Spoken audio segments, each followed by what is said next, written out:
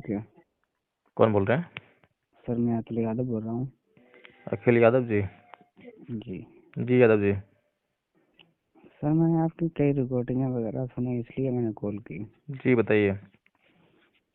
Sir जैसे आप recording करते हो, मतलब जैसे यादव शूद्र हैं ये बताते हो, इसके लिए मैंने कॉल की। बताइए। तो मतलब ऐसा क्या आप मानते हो या नहीं मानते, मतलब जो यादवों को शूद्र बताते हो ना, इसलिए। आप क्या मानते हो? मैं तो क्षत्रिय मानता हूँ अपने को। मेरे जो ऑडियो सुने हैं उसमें कुछ सुना ही नहीं आपने? जी बिल्कुल सुना मैंने। तो उसमें क्या निकल के आया? उसमें तो मतलब बहुत कुछ समझ में आता है, बहुत कुछ नहीं समझ में आता है। समझ में क्या आता है? समझ में ये आता है, जैसे आप बाबा साहब की बात बताते हो, जो हम्म मतलब बराबर संविधान मिला, बराबर हक मिले। हम्म यहाँ तक तो मेरे बात समझ में आती है, अच्छी बात है भाई, बराबर हर इंसान को मिले। बराबरी क्या होती है? बराबरी ये होते मतलब जैसे समाज में समानता। समानता हक, की जरूरत किस लिए होती है? भाई हक तो सभी का बराबर होना चाहिए। समानता नहीं, मतलब बराबर सभी। क्यों होना चाहिए मैं पूछ रहा हूँ ना। समानता का बरा हक जो है होना चाहिए, सबका बराबर जो है क्यों होना चाहिए? वो इसलिए मतलब सभी एक एक समान रहे, मतलब कोई नीचा बड़ा मतलब अपने आप को अच्छा एक बात क्षत्रिय। बताओ मुझे। जी एक आदमी के पास जो है बंगला है, कोठी है, कार है, सब कुछ है, जी और एक आदमी के पास जो है घर भी नहीं है, फुटपाथ पे रहता है, रहने के लिए मजबूर है या झुग्गी में रहता है। जी उसके पास कोई काम धंधा भी नहीं है, बड़ी मुश्किल से कुछ मिलता से काम धंधा करके उसको खाना खा लेकर मजबूर होता है। जी अब दोनों को अगर सरकार जो है कुछ देना चाहती है अपने नागरिकों को, सरकार जो है, सर पहले मैं एक बात। सुन लीजिए पहले। जी जी सबसे पहले तो मैंने ये जो समता, समानता, इन सब शब्दों के अर्थ समझने चाहिए। जी क्योंकि हम लोग जो है इन शब्दों के अर्थ नहीं समझते हैं, उनकी व्यवहारिकता को नहीं समझते हैं, उनका जी इम्प्लीमेंटेशन नहीं समझते हैं। इसलिए सिर्फ जो हमारे मन में किसी ने बैठा दिया है उसी बात के तहत, उसी अवधारणा के तहत ही हम बात करते हैं। जी जैसे कि गवर्नमेंट जो है अपने नागरिकों को कुछ बांटना चाहती है, मान लीजिए पेंशन देना चाहती है।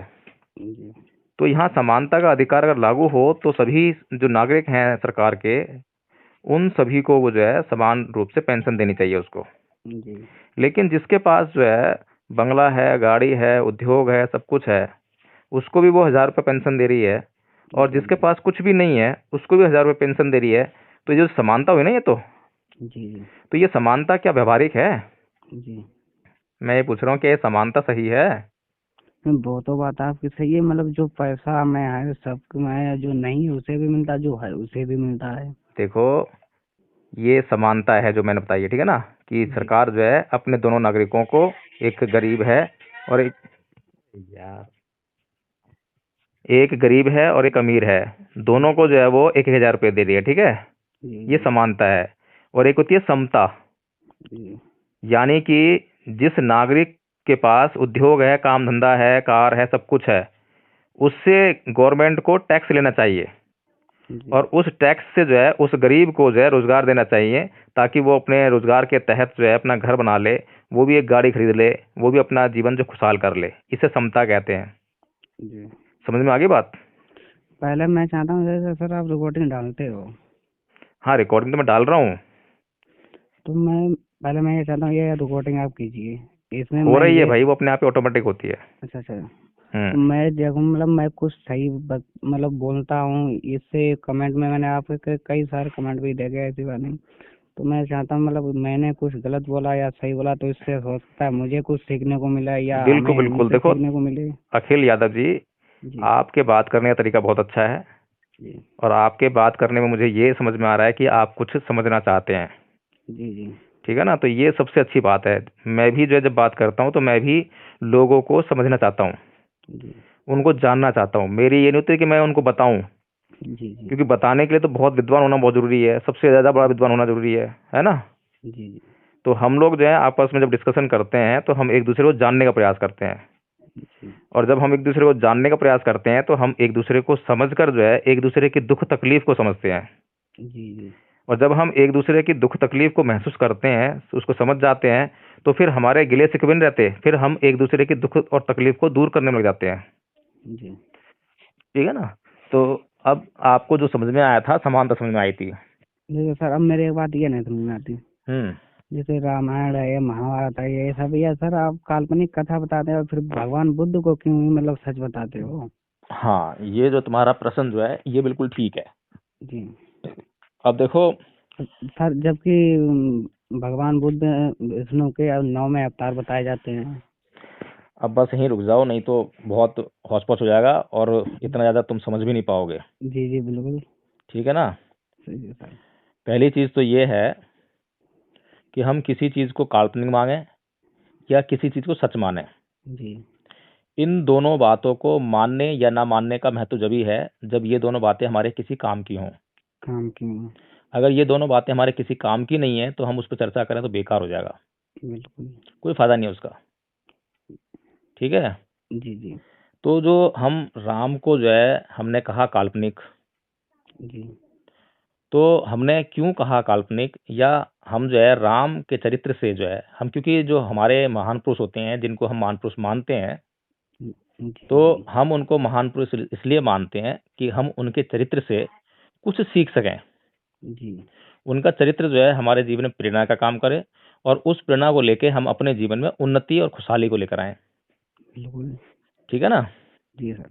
तो पहली चीज तो ये है कि जो राम है, कृष्ण है, जी जितने भी हिंदुओं के ईश्वर हैं, जी जी सर, उनका हिंदू तो आप इतिहास भी हो? सुन तो लीजिए। अभी आप बीच में इन बातों को मत करिए, फिर नहीं तो अब हिंदू होने पर ही फिर बात शुरू हो जी जाएगी। नहीं सर, सर आप समझाइए समझाइए। हाँ, तो जो हिंदुओं के जो ईश्वर हैं, जी जितने भी देवी देवता हैं, उनका जो है ऐतिहासिक साक्ष्य नहीं मिलता है। समझ रहे हैं बात को। समझ रहे सर, बताइए आप। तो उनका जो है ऐतिहासिक साक्ष्य नहीं मिलता है, पहली बात। दूसरी बात जी यह है कि भगवान बुद्ध के जो है ऐतिहासिक प्रमाण और साक्ष्य मिलते हैं। ठीक है। जी तीसरी बात यह है कि जो अगर हम जो है मान लीजिए कि सारी चीज़ों के ऐतिहासिक साक्ष्य नहीं मिलते हैं, है ना, जी जी बहुत सारी चीज़ें ऐसे बहुत पुरानी हैं जिनके साक्ष्य मिलना आज मुश्किल है, तो ऐसा तो नहीं कह जी सकते कि जो हम जो है जिस अवस्था में हैं आज, तो हमारे जो पूर्वज हैं जिनके आज कुछ भी नामो निशान नहीं है, तो ऐसा तो जी नहीं कहते जी वो थे ही नहीं, वो थे जब हम हैं। जी ठीक है ना। तो इस तरह से हर बात को हम इनकार नहीं कर सकते। जी लेकिन अब राम और कृष्ण या हिंदू देवी देवताओं को अगर कल्पना मान रहे हैं हम जो है, या कल्पना जी कह रहा है कोई, तो एक बार के लिए हम ये मान लेते हैं कि वो सच है। जी उनको सच मान चलते हैं कि हम ये मान लेते हैं कि हाँ थे वो। सर मैं तो मानता हूँ, मतलब थे सुन जैसे। लीजिए, सुन जी जी लीजिए। बताइए बताइए। अब एक बार के लिए हम ये मान लेते हैं कि वो थे। थे। अब अगर वो थे तो हमें उनके चरित्र और जो भगवान बुद्ध का चरित्र है, जी जी हमें दोनों के बीच में थोड़ा सा तुलना करनी चाहिए, है जी ना। जी जी हाँ। और राम ने जो है हमारे जीवन में हमारे भलाई के लिए कौन से सिद्धांत दिए, पहली चीज। जी कृष्ण ने हमारे जीवन में हमारी भलाई के लिए कौन से सिद्धांत दिए। जी जो हिंदुओं के जितने भी देवी देवता हैं, ईश्वर हैं, जी उन्होंने हमारे लिए यानी मनुष्य की भलाई के लिए कौन से सिद्धांत दिए, जी जी जिससे कि वो उसका आचरण करे और अपना भला कर सके। ये हमारे लिए सबसे इम्पोर्टेंट चीज है। ठीक है ना। जी जी अब जब हम किसी हिंदू से इस बात को कहते हैं और पूछते हैं, तो वो एक बार भी नहीं कहता कि इनमें से किसी ने कोई सिद्धांत का प्रतिपादन किया या कोई सिद्धांत दिया मनुष्य के लिए। वो सिर्फ जी एक ही बात जानता है कि ये लोग जो हैं अवतार थे, चमत्कार करने वाले थे, ये तो छू करते हैं और लोगों का भला रहता है। ऐसा ही माइंड में है ना सबके, जी बताइए। कि ये तो तथास्तु बोलेंगे और उसको सब कुछ मिल जाएगा। जी और इसी कारण से, क्योंकि लोगों के माइंड में ये सेट कर दी बात कि भैया ये चमत्कारिक चीजें हैं, जी ईश्वर चमत्कार करता है और उस चमत्कार से तुम्हारा जो है अनिष्ट भी होता है और कल्याण भी होता है। जी और अगर तुम्हें अनिष्ट से बचना है तो उसकी भक्ति करो। ठीक है। और तुम्हें उससे कुछ चाहिए तो भी भक्ति करो, दोनों चीजें उससे मिलने वाली हैं। जी तो जब ये बात जो है लोगों के माइंड में जब डाल दी जाती है, फिर उसके बाद जो है पात्रों का चरित्र चित्रण होता है। फिर लोगों को बेवकूफ बनाने के लिए, मूर्ख बनाने के लिए, फिर तरह तरह के जो है और देवी देवता और ईश्वर रच दिए जाते हैं। उन्हीं में से एक कल्पना और रची है अभी जो है, क्योंकि देखो, अब मैं तुम्हें समझाने का प्रयास कर रहा हूँ जी जी समझ गया। भगवान बुद्ध ने जब अपने सिद्धांतों का प्रतिपादन किया, अब ये तो पता ही है तुम्हें कि भगवान बुद्ध ने जो है बहुत सारे सिद्धांत दिए मनुष्य कल्याण के लिए। जी जी बिल्कुल।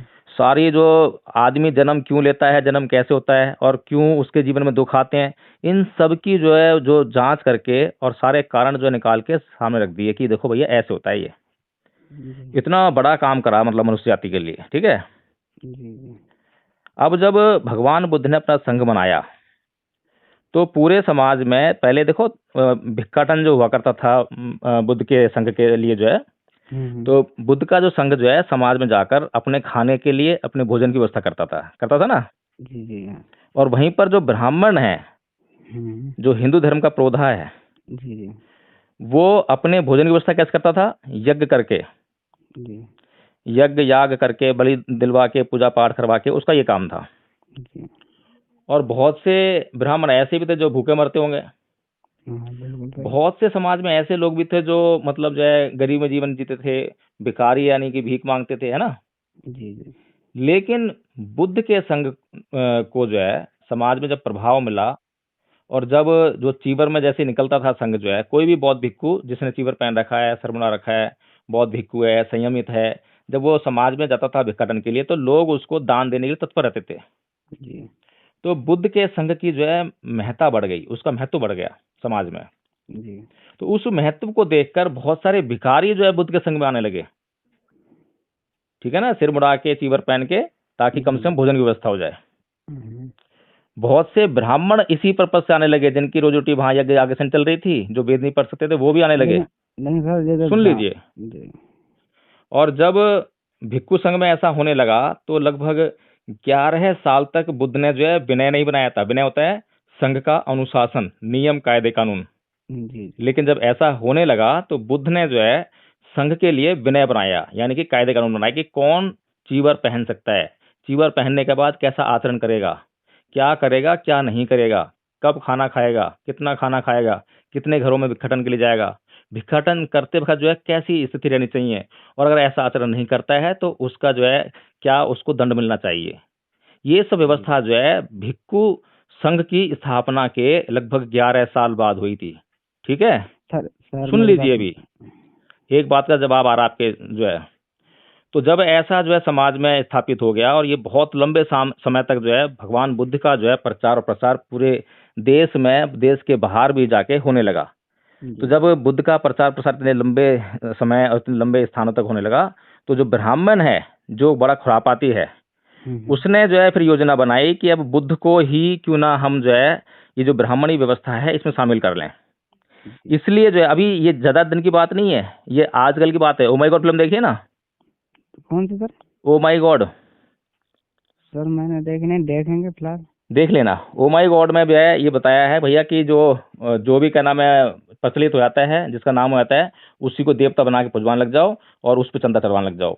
तो बुद्ध को जो है 11वां 12वां 9वां जो भी है अवतार इन लोगों ने घोषित करने का प्रयास किया, ठीक है। अच्छा जी अब हम मान लेते, चलो हम तो ये नहीं, अब इनकार नहीं करते सीधे सीधे, क्योंकि हम तो जांच करने वाले लोग हैं।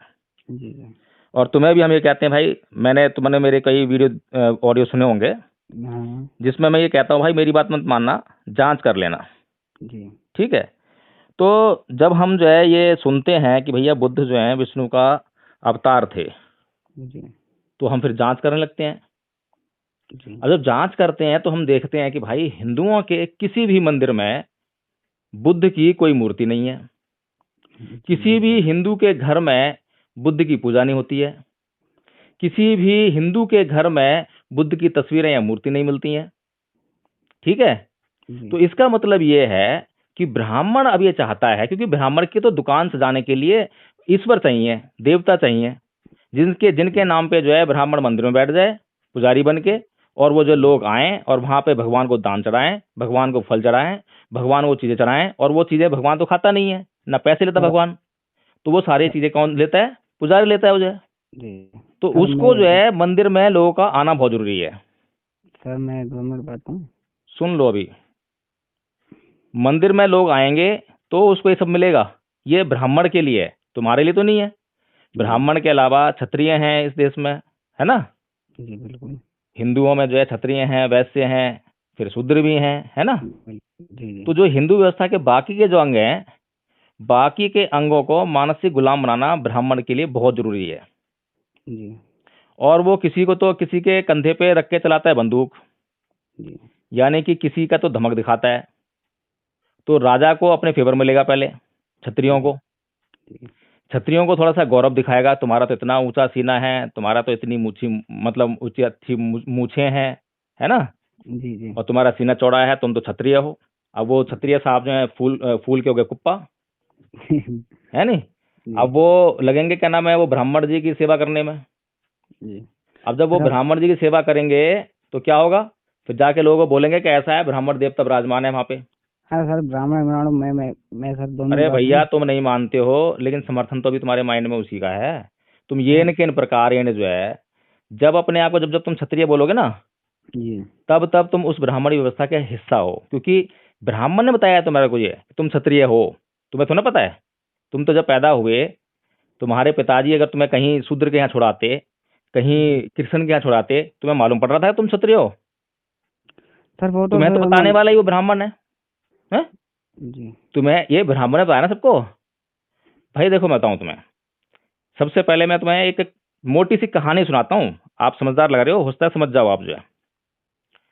जब ब्राह्मण ने ये लोगों को बताया होगा, भाई देख ऐसा है, मैं ब्राह्मण हूँ सबसे ऊंचा, मैं ब्रह्मा के मुख से पैदा हुआ हूँ, ठीक है। जी और तू है भाई क्षत्रिय, तू जो है ब्रह्मा जी के बाहू से पैदा हुआ है, ठीक है। जी फिर उसको बोला होगा भाई तू है वैश्य, तू जो है ब्रह्मा जी के उधर से पैदा हुआ है, पेट से पैदा हुआ है, ठीक है। और भाई तू है शूद्र, और तू जो है ब्रह्मा जी के पैरों से पैदा हुआ है। जी अब ये क्षत्रिय भी ठीक क्या सोच रहा होगा, चल यार कम से कम ब्राह्मण ब्राह्मण जी के नीचे तो हूं मैं, कम से कम इनके तो ऊपर हूँ, है ना। लेकिन वो सोच रहे हो दोनों दोनों जो है, तो दोनों सोच रहे हैं, लेकिन तीसरा जो चौथा है वो जो सोच रहा होगा शूद्र जो है, क्या यार ये तो सारे मेरे पे ही मतलब राज करेंगे, सारे मेरे को गुलामी करवाएंगे, मेरे को सारा काम मैं करूंगा। तो उसने ब्राह्मण से पूछा होगा, क्या ब्राह्मण देवता ये बताओ कि हम तुम्हारी बात क्यों मान लें भाई। तुम जो कह रहे हो कि तुम ब्राह्मण हो, ये क्षत्रिय है, ये वैश्य है, ये शूद्र है, हम क्यों मान ले तुम्हारी बात। जी तो ब्राह्मण क्या बोला होगा, ब्राह्मण तो खुरापाती है, पहले जानता होगा कि जरूर सवाल आएगा कहीं ना कहीं से, चाहे क्षत्रिय पूछ ले ये सवाल, हो सकता जी है वैसे पूछ ले, हो सकता है कोई ना पूछे तो शूद्र जरूर पूछेगा ये जो है ना। सर मैं आपकी बात सुन लो समझ अभी और गया। थोड़ा सा, मेरी कहानी तो खत्म जान दो, ये छोटी सी कहानी है। तो शूद्र ने जब ये सवाल पूछा होगा ब्राह्मण से, तो ब्राह्मण क्या बोला होगा, उसके पास तो पहले ही सवाल का जवाब तैयार रखा होगा उसने। बोला होगा देख भैया शूद्र ऐसा है, और तीनों सुन लो भाई, तुम भी कान खोल के जो है, क्षत्रिय और वैसे तुम भी सुन लो, कि ये जो तुम्हें बोल रहा हूँ ना मैं, कि मैं ब्रह्मा के मुख से पैदा हुआ हूँ, तू बुझागे से पैदा हुआ है, तू पेट से, और तू जो है पैरों से पैदा हुआ है, ये भैया मैं नहीं बोल रहा, ये तो ये वेद बोल रहे हैं। और फिर वो ये सवाल ये भी आएगा, वो शूद्र जो फिर बोलेंगे सवाल जो है, कि भाई ये बताओ ब्राह्मण देवता, कि हम ये कैसे क्यों मान लें कि वेद में जो लिखा है हम क्यों मान लें उसको जो है। जी तो ब्राह्मण क्या बोलेगा कि भाई देख ऐसा है, तू बात सही कह रहा है, ये बात तो मेरी बकल में आ रही थी, तो मैं भी इस पे, लेकिन ये जो वेद हैं ये मैंने नहीं लिखे ये।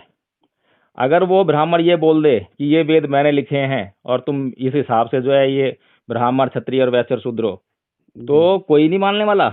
लेकिन उसने क्या बोला कि देखो भैया ये वेद जो है मैंने नहीं लिखे, ये वेद लिखे हैं ईश्वर ने, और ईश्वर ने साक्षात पृथ्वी पे जो ये वेद उतारे हैं। जी अब यहाँ पर जो है शूद्र महाराज की जो है सिट्टी पिट्टी गुम, सर है अब ना। मेरी जी सर मेरी बात सुनोगे। हाँ जी। जैसे सर आप बता रहे हैं, जैसे भगवान ने उतरे मतलब वेद लिखने के लिए, हम्म। जैसे उसी प्रकार जैसे सर बुद्ध भगवान की कहानी है, जैसे और मतलब कई प्रकार हैं सर तो उनका मतलब अब आप मैं अखिल कैसे यादव जी बताऊंगा। मेरी बात सुनो। अब मैंने जितनी बातें आपसे करी ना आज, जी उन बातों में बहुत सारी बातें ऐसी हैं जिस पे तुम्हें सोच विचार करना चाहिए, मौलिक रूप से। मैं बिल्कुल करूंगा सर। मौलिक रूप से समझते हो कैसे सोच विचार करते हैं। जी अपने पास जो भी अब तक तुमने सुना है किसी से, जो भी तुमने किसी से समझा है, उसको साइड कर दो। बड़ा जी मुश्किल है ये काम। जी हम लोग जो है कोई भी नई चीज इसलिए नहीं खोज पाते हैं क्योंकि हम जो चीज मेरे हमारे माइंड में दिमाग में वही चल रही है रहता ना, है ना। चलती आई है, वही सोचते हैं हम जो है, उसके अलावा कुछ जी सोच नहीं पाते, है ना। जी जी उदाहरण दे जो रहा हूँ बात तुम्हारे को जो है मैं, जो दिमाग में है वही बार बार चलेगी है ना। ना। तो इसीलिए बोल रहा हूँ कि मौलिक होकर सोचना। अगर मौलिक होकर सोचोगे तो तुम्हें मुझसे जो है दोबारा बात करने की जरूरत भी नहीं पड़ेगी। जी अगर मौलिक होके सोचोगे तो, क्योंकि इन्हीं सब बातों में जवाब हैं तुम्हारी सारी बातों के। सर अब मैं तुम्हें एक उदाहरण देता हूँ, सुनो। जी, न्यूटन के बारे में जानते हो? नहीं सर बताइए आप। देखो, न्यूटन एक वैज्ञानिक था। जी एक दिन वो सेब के पेड़ के नीचे सो रहा था, जी और अचानक से जो सेब है उसके ऊपर आके गिरा। जी अब उसके दिमाग में एक सवाल कौंध गया एकदम से, जो है कि यार ये सेब नीचे क्यों गिरा, ऊपर क्यों नहीं गया है। जी अब वो सेब पहली बार तो नीचे गिरा नहीं था, जी पता नहीं कितने लाखों करोड़ों मतलब जो है सेब गिरे होंगे, अरबों खरबों सेब गिरे होंगे, जमीन पे गिरे होंगे सारे। जी और ऊपर से जितनी भी चीजें ऊपर फेंकते हैं लोग, जो है सब नीचे गिरती हैं। जी लेकिन आज तक किसी के दिमाग में ये प्रश्न नहीं आया कि ये नीचे क्यों गिर रही हैं, ये ऊपर क्यों नहीं जा रही हैं। जी क्यों नहीं आई बातें उसके उनके दिमाग में? क्योंकि वो जो है जो चीजें होती, बार बार चीजें उनके दिमाग में हो रही है ना, जो उनके सामने जो है घटना घट रही है, तो जी दिमाग जो है उन बातों को वैसे स्वीकार कर लेता है। जी फिर उस पर वो प्रश्न करना बंद कर देता है कि तो ऐसी होती हैं, क्यों हो रही हैं, ये प्रश्न जो है किसी किसी के दिमाग में आता है। और जिसके दिमाग में प्रश्न आते हैं ना, जी वो खोज करता है। तो न्यूटन के दिमाग में प्रश्न आया, उसने खोज करी, तो उसने जो है इसका नियम खोज लिया कि क्यों गिरती हैं। तो इसीलिए भाई तुम्हारे को मैं ये कह रहा हूँ कि जितनी भी बातें मेरी और तुम्हारे बीच में हुई हैं, जी मैंने कुछ तुम्हें समझाया नहीं है, मैंने सिर्फ तुमसे चर्चा करी है। जी मैंने तुमसे ये नहीं कहा तुम मान लेना ऐसा ऐसा ही जो है। अब तुम सर मैं उस सारी बात को जो है, ये तुम्हारा ऑडियो रिकॉर्ड हो रहा है, इसको मैं डालूंगा अभी उस पर जो है सर यूट्यूब पे। सर एक सुनो मैं पहले मेरी बात, जी जी और इसको बार बार सुन के जो है इसको, और फिर अपने से प्रश्न करना। और जितने ऊंचे तुम प्रश्न करोगे, उतने ही ऊंची तुम्हारी खोज होगी। सर मैं बात थोड़ी पूछूं। अब मेरे हिसाब से अब हमें सर और बात नहीं पाँच करनी चाहिए, बहुत लंबी पाँच बात हो गई है। Sir 5 minute. नहीं यार, मेरे अब मेरी सर सर मेरी बात प्लीज मानो अखिल, मेरी बात सुनो, सुनो सर मेरी बात। दो जी सुन तो लो। तुम बेशक कल कर लेना, मैं जो है कल इसी टाइम कर लेना, कोई दिक्कत नहीं है, ठीक है ना। मैं, और ये जो भी तुम कहना चाहते हो उसको नोट कर लो, आज बहुत लंबा हो गया वीडियो। ठीक सर है, कल और लोगों को करूँगा। परेशानी होगी। जी सर ठीक है, ओके, जय भीम। ओके।